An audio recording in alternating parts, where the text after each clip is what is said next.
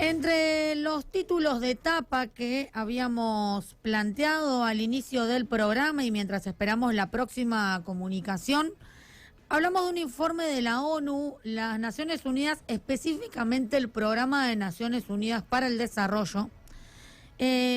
Publicó esta semana un nuevo informe del PNUD que plantea que América Latina se encuentra en una trampa de desarrollo. Lo particular de la investigación es la convergencia de tres factores para demostrar que los latinoamericanos estamos atrapados en la alta desigualdad y el bajo crecimiento económico. Estos tres factores que plantea la ONU son la concentración de poder, la violencia sistémica y las ineficaces políticas de protección social que implementan los gobiernos. El informe, que se publicó con el nombre Atrapados, alta desigualdad y bajo crecimiento en Latinoamérica y el Caribe, concluye que pese a las décadas de progreso en la región, que podrían desaparecer con la pandemia de COVID-19, dos características han prevalecido inalteradamente por años: la alta desigualdad y el bajo crecimiento económico. Problemáticas que, dicen, una vez juntas, construyen un cerco del que no se puede escapar. La realidad es que pareciera que el informe no dice nada nuevo. La situación de la desigualdad en Latinoamérica es algo histórico, pero quizá lo destacable de este informe es algunos otros condimentos, algunos otros factores que toma en cuenta, que no solo tienen que ver con la desigualdad en la distribución de la riqueza, sino también con la concentración de poder, porque dice que para fabricar la trampa que mantiene la región relegada a la alta desigualdad y al bajo crecimiento económico, uno de los factores es la concentración de poder, sobre todo además la concentración del poder económico en élites pequeñas, pocas empresas, y además empresas que, dice el economista jefe del PNUD, Marcela Meléndez, la economista, dice que estas empresas operan con tecnologías ineficientes y canalizan la economía hacia el monopolio. Es decir, una pone el foco también en otras cuestiones los países de nuestra región, como, pensar cómo se concentra el poder económico en pocas empresas, y estas pocas empresas, al tener además poca competencia, también tienden hacia la ineficiencia. Y tienden a concentrar y a monopolizar los mercados. Además, dice que los hilos son movidos en los países de nuestra región por las élites económicas dependiendo del país. No están diciendo nada nuevo, pero quizás es una de las primeras veces que esto aparece en un informe oficial de las Naciones Unidas, plantear como un problema a las élites económicas de los países latinoamericanos por su concentración de poder.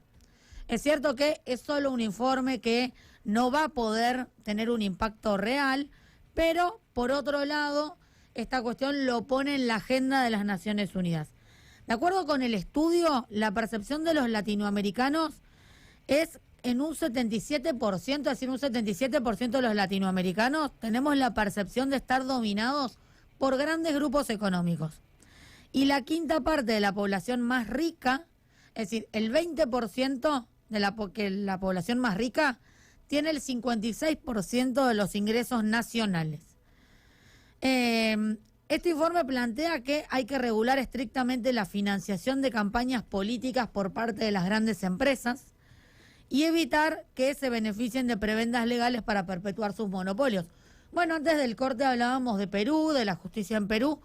Justamente es uno de los países en la región donde la cuestión del financiamiento electoral ha sido más puesto en tela de juicio, y esto tiene que ver con la presencia de la gran constructora Odebrecht, de esta empresa, y el apoyo a campañas electorales, el financiamiento electoral, un apoyo ciertamente en contra de las leyes peruanas al menos. Después podemos discutir o debatir si se trata en todo caso de una cuestión totalmente que fuera de ética, o si solo se trata de algo ilegal. El segundo flagelo, dice la ONU, el Programa de Naciones Unidas para el Desarrollo, que mantiene a América Latina en una persistente desigualdad y pobreza, es la violencia. De acuerdo con los expertos de la ONU, la región de Latinoamérica y el Caribe es la más violenta del mundo.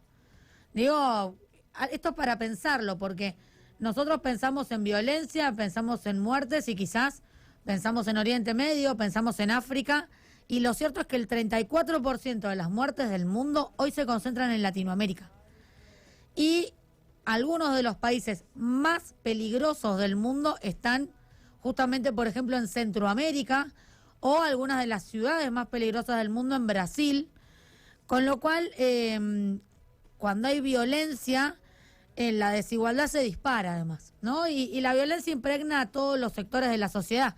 No olvidemos también mencionar el caso de México y el narcotráfico, es decir, estamos verdaderamente en una región muy, muy violenta que tiene además, es una fuente para eternizar esta trampa de Latinoamérica, nos dice justamente este informe de las Naciones Unidas, y plantea que la solución más efectiva es la implementación de sistemas universales de protección social, que sean justos en la distribución, fiscalmente disponibles y más favorables al crecimiento. Unos sistemas que no existen, y se puso esto en evidencia durante la pandemia, no existen, o cuando existen, existen de forma inequitativa y con capacidad muy limitada. Un dato: durante los tiempos del coronavirus, 22 millones de latinoamericanos cayeron por debajo del índice de pobreza. La mayoría de los trabajadores no tiene protecciones. Esta es una de las cuestiones más graves en nuestra región también, que es la precariedad del trabajo. Esto que siempre hablamos de las dificultades laborales en el mundo y de cómo está cambiando el trabajo. Bueno, en Latinoamérica la precariedad del empleo es verdaderamente un problema y se evidenció mucho durante la pandemia, ya que los trabajadores informales, los trabajadores monotributistas o trabajadores freelance vieron recortada su capacidad de trabajar y por otro lado no tenían ninguna protección. Por supuesto que muchos países como el nuestro han implementado políticas de asistencia, pero independientemente de esas políticas de asistencia que muchas veces demoraron en llegar, lo cierto es que no cuentan con las protecciones necesarias. Ya tenemos la próxima comunicación, tenemos del otro lado de la línea a Amílcar Salas Oroño, politólogo, especialista en Brasil, ya ha estado con nosotros en otras oportunidades. Buen día, Amílcar, y muchas gracias por la comunicación. Buen día, Melissa, ¿cómo te va? Un saludo para vos y para la audiencia. Muchas gracias. Bueno, hoy equipo menguado, pero bueno, tomando el timón del barco y tomando este programa de vuelta por el universo.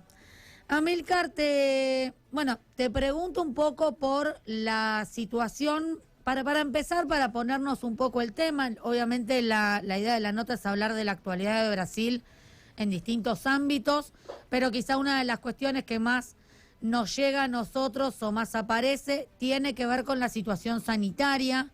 Hoy, ¿cómo está la situación sanitaria, la curva de contagios, como se suele decir, en Brasil, en nuestro país vecino? La curva es una de las peores del mundo. Brasil tiene el 3% de la población mundial y está casi en un cuarto de los muertos son brasileros. Entonces, ahí en Brasil hay algo que llama mucho la atención, ¿no es cierto? Lo curioso es que,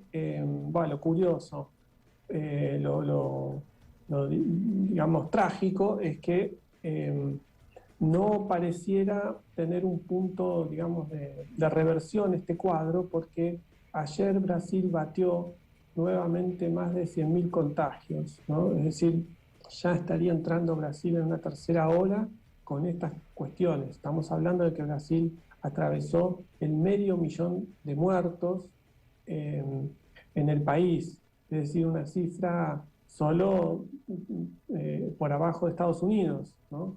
Y aquí una mención, digamos, ¿no?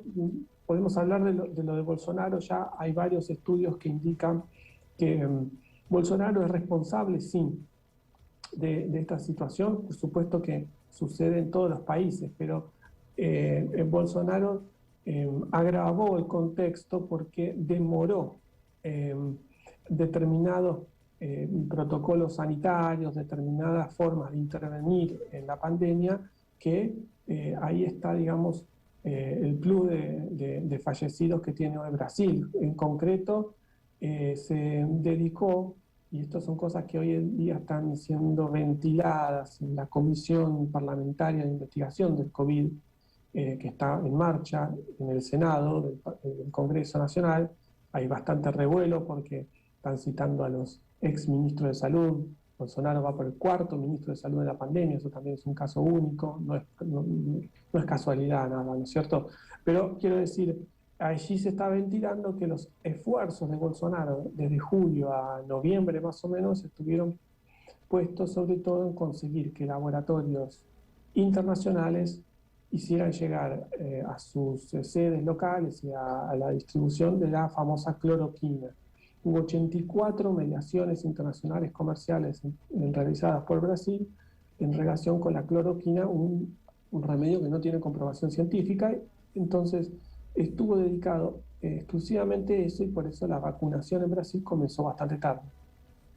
Claro, y justamente también estoy leyendo una noticia de estas últimas horas que plantea también que se destapó el vacuna gate y que habría algún conflicto presentado ante el Congreso por lo que fue la contratación de la vacuna Covaxin de la India, que se habrían presentado 2 testigos en el Congreso. Bueno, ¿qué hay de esta presentación en el Congreso y de la situación de las vacunas?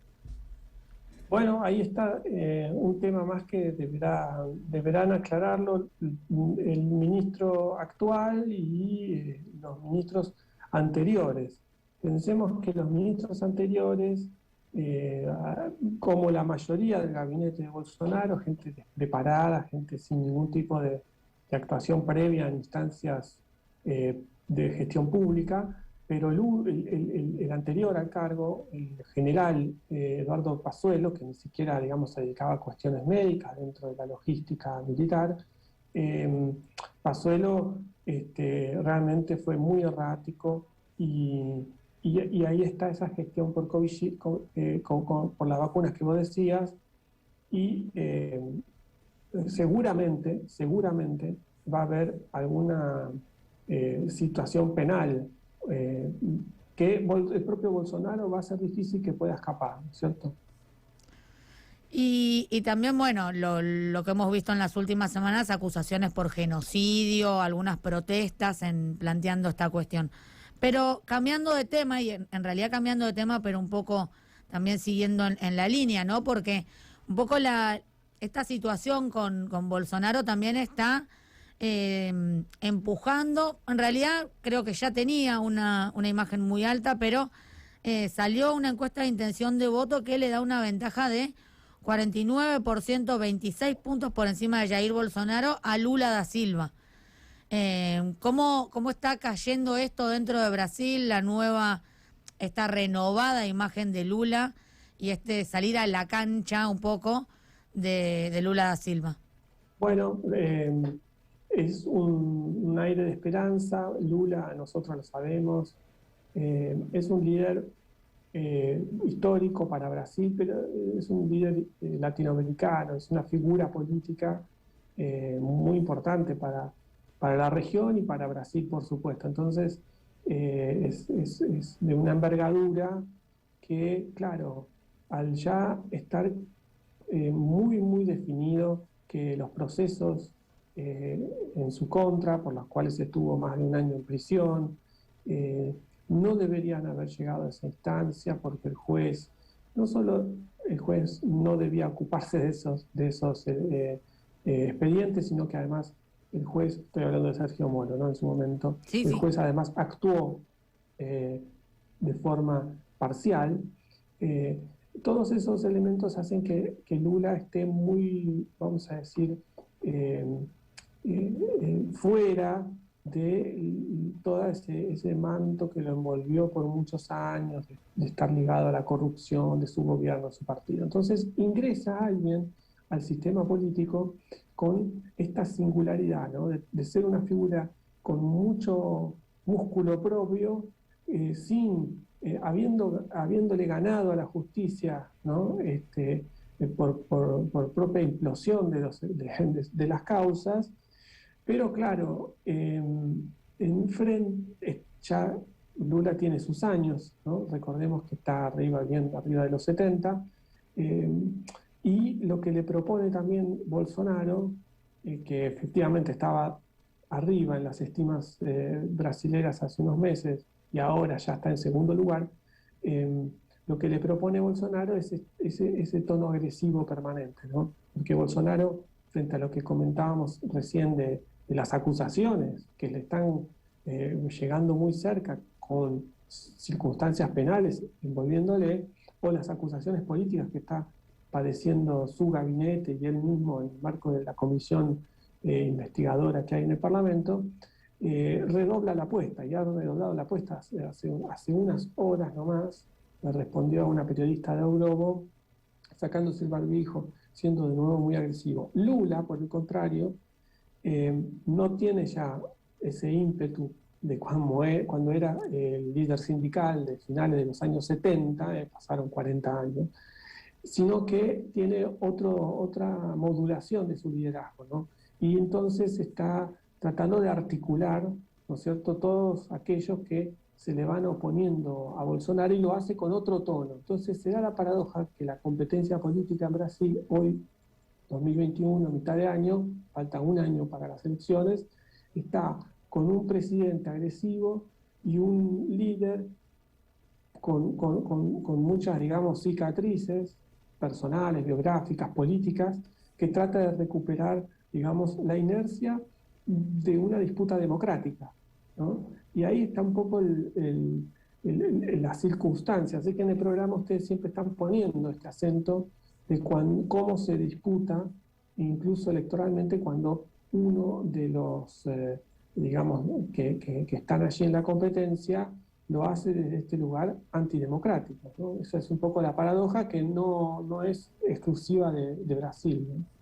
No, y que además quien lo hace desde un lugar antidemocrático es el propio presidente, Con ¿no? todos los recursos que eso implica, porque Bolsonaro, pese a haber difamado los programas asistenciales de Lula y de Dilma, ahora está queriendo recrear un nuevo programa social que incluya el famoso Bolsa Familia, que fue uno de los programas asistenciales por los cuales a Lula y a Dilma les dieron varios reconocimientos internacionales, porque generó casi de forma inédita en la historia del país una movilidad social ascendente muy robusta. Bueno, Bolsonaro, que siempre se opuso a eso, dijo que los iba a sacar. Él dijo en la campaña electoral que iba a terminar con el Bolsa Familia. Bueno, ahora quiere hacer su propio programa social, porque se dio cuenta que cuando lo ofreció el año pasado, ofreció una emergencia social, por lo menos detuvo su caída de imagen y estabilizó un poco su figura. Entonces, fíjense el engendro que se está creando, digamos, en relación con lo que va a proponer Bolsonaro, agresivo en términos discursivos, políticos, con toda su vehemencia, por fuera de cualquier tipo de cultura política democrática. Este acercamiento, ¿no?, a los sectores muy pobres. Brasil está en una profunda crisis social, esto no quizás sea uno de los países que va a haber que mirar con mucha atención, porque las formas de manifestación de esa crisis social no son las que por ahí reconocemos en otros países, ¿no? Movilización, protesta, freno de calles y todo eso. En Brasil eso aparece con otras modulaciones y tiempos y expresiones. Bueno, pero los números en Brasil son muy preocupantes y, bueno, Bolsonaro va a transitar por ese lugar. Justamente de esto que vos planteabas, salió un artículo en estos últimos días de un estudio que se hizo acerca de los jóvenes en Brasil, que plantea que sin perspectivas casi la mitad de los jóvenes quieren irse de Brasil, ¿no? Y muestra esta situación económica y de perspectiva futura también, que no es muy alentadora. No es muy alentadora, para nada. Elisa, vos sabés que esta región latinoamericana tiene esa circunstancia también, ¿no? Podemos hablar de los millones de colombianos, de los millones de ecuatorianos, de los millones de peruanos, ni hablar de los centroamericanos, donde también está bastante convulsionado, ¿no es cierto? Nicaragua, El Salvador, todos. Los brasileros también, se cuentan por millones los brasileros afuera, y un poco los gobiernos del ciclo progresista que se iniciaron allí a finales de la década del 90 con Chávez, después Lula, Mujica, los Kirchner, de alguna manera retuvieron un poco esa estructural salida, pensar que la salida está fuera del país. Y eso para la cultura brasilera tuvo un grado interesante de autoestima nacional. Lula insistía mucho cuando era presidente en recuperar eso, y lo logró, de alguna manera lo logró. Ahora, esta crisis estructural, económica, que ya lleva 5 años, sin una recuperación importante, solo un poco dibujada por el crecimiento de algunos exportadores y algunos rubros específicos, industriales muy específicos, pero la tasa de desempleo está en récord, la tasa, digamos, de miseria en términos absolutos es escandalosa respecto. Entonces, hay una situación de vuelta de una autoestima colectiva, nacional, el ser brasilero, discutido por los sociólogos de todo el continente, de vuelta a esta idea de que el país no tiene salida y futuro. Entonces se plantea como posibilidad el buscar otras latitudes. Es una cuestión triste porque cuando se salen, lo mismo vale para los otros países, ¿no? Cuando se sale de esa forma, es un indicador muy claro de que las cosas adentro no están bien. Y las cosas adentro no están bien, ¿no? Y está difícil que se encaminen. Amílcar, para ir cerrando y vuelvo a agradecerte por la entrevista, bueno, en estos días nosotros miramos a Brasil también cuando miramos la Copa América. ¿Cómo está viviendo la Copa América los brasileros? Es decir, ¿hay críticas hacia la realización de la Copa en el país? ¿Le están prestando atención? ¿Cómo se vive el torneo en el país? Bueno, sería una situación bastante extraña, que las grandes figuras, el técnico de la selección brasilera, que es un puesto importante, digamos, y quizás el presentador de televisión más importante del mundo del fútbol, Alvão Bueno, que está en la cadena O Globo, que es el relator, digamos, oficial, pero por décadas, estuvieron en contra de la realización de la Copa América. Entonces, después le encontraron la vuelta, los jugadores dijeron, bueno, pero la selección está por arriba de todo, y esto que el otro, y como ha ido mostrando buenas performances en los partidos, Brasil se ha ganado un poco, cosas que ya tenía, digamos, antes de la realización del torneo, una relación de cercanía con el equipo y con el técnico. Entonces se da esta paradoja que muchos bolsonaristas están, digamos, utilizando sobre todo la imagen del técnico, el técnico Tite, para ponerlo como el gran villano, ¿no? Entonces, por primera vez se da esta paradoja. El gobierno tratando de criticar a la selección y al equipo, ¿no? Y al mérito que está mostrando realmente en el campo de juego, y la ciudadanía que observa y se entretiene, no hay que decir de otra forma, se entretiene con una Copa América que la ven de nuevo al alcance de su equipo nacional. Entonces son esas cosas, ¿no? Siempre se dice la utilización política del fútbol. Bueno, no sería este el caso, justo, ¿no? Pensá que hace 2 años, nada más y nada menos, Bolsonaro lo hizo porque él entregó la Copa al equipo brasilero cuando salió campeón en 2019, le entregó la Copa a su capitán, utilizó mucho la Copa América para ligarse con el mundo del deporte. Bueno, hay partes del mundo del deporte y del fútbol que ya no quieren saber para nada con Bolsonaro, también porque la mayoría de esos jugadores juegan en Europa y en Europa Bolsonaro es una palabra y una figura muy mal vista, ¿no? Bueno, muchísimas gracias, Amílcar, por la entrevista y bueno, estamos en contacto para seguir como siempre la actualidad de Brasil aquí en el programa. Por supuesto, Melissa, un gran saludo para vos y para la audiencia. Muchísimas gracias. A vos. Bueno, ahí pasaba Amílcar Salas Oroño, politólogo, especialista en Brasil, con toda la actualidad de este país. Ahora es dedicado para Manuel Stracia este tema musical, porque a él le gusta el rap y el rap raro que traigo yo así. Rap extraño. Estos son raperos indígenas de la Amazonia brasilera. Vamos a escucharlos. Bro MCs Coangagua.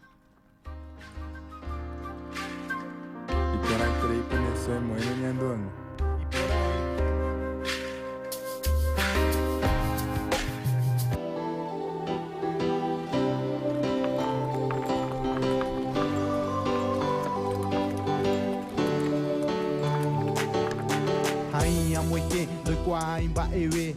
Ko happy on wahe, amoite te nonde. Apuka pendere hende, awere kotewe. Shini ea wamba e, oi, shendiwe. Anye eha ete guanda, eko sende shagua. Apura heyo pashagua, aju aheshuka. Awa, umbeuha, awa, ko angagua. Happy oshuka, upea ha ete gua. Ko amombeuha, aporereta. Ore jawe guando alegre puka nyandi jara orisha upe atuisha upe rupia ha momburima aguata jaha kende awa ara ohasando alegre a upe shajau a jekoporã nyandere koporã ko anga jahisha nyane hento uapa ara ohasa upe shashea uma uapa ara ohasa o peixe cheia uma oui apa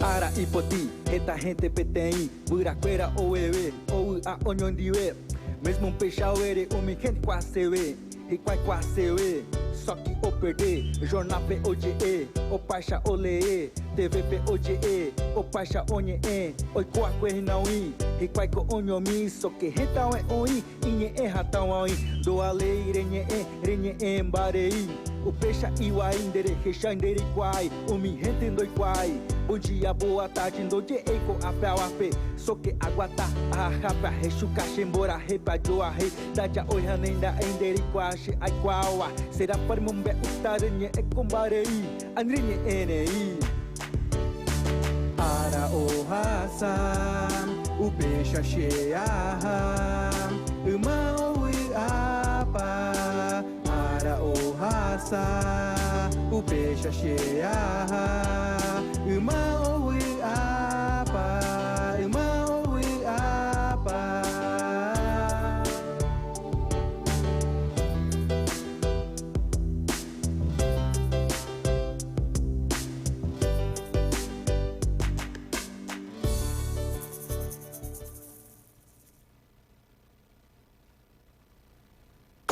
Vorterix Mar del